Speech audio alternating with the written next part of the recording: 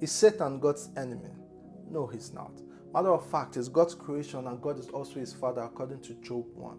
See, there's this notion that God is light and Satan darkness, which paints a picture of rivalry that is opposite and almost equal expression of strength, just as we have day and night. God is not at war with Satan. He's not light and Satan darkness. No, God is both light and darkness.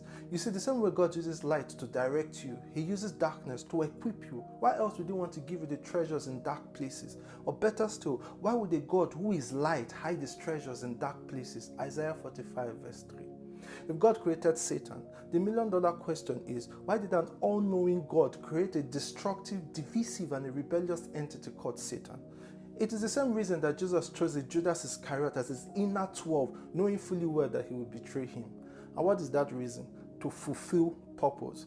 Meaning that it was precisely because Jesus knew that Judas would betray him that made him choose him as a disciple. Judas' treachery was critical for Jesus' mission.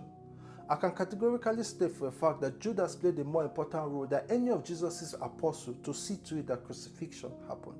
The rest of his apostles, including the prophetic Peter the Rock, were rebuking Jesus for even mentioning his death. The only person that was actually listening was Judas. Could it be that enemies are more important than friends in actualizing purpose? I'm not here to exonerate Judas. I'm most definitely not the devil. I'm here to say that if you see the enemy as a means to birth God's purpose, you have disarmed him of his most lethal weapon, which is fear and uncertainty. If God in Genesis 1 created light out of darkness, it means that there's a creative dimension of God that can only be cracked in uncertainty. If the Bible says that our God hides himself in darkness, it means that there's a dimension of God's presence that can only be trapped within enemy lines. Psalm 18:11 and Exodus 20:21. God bless you.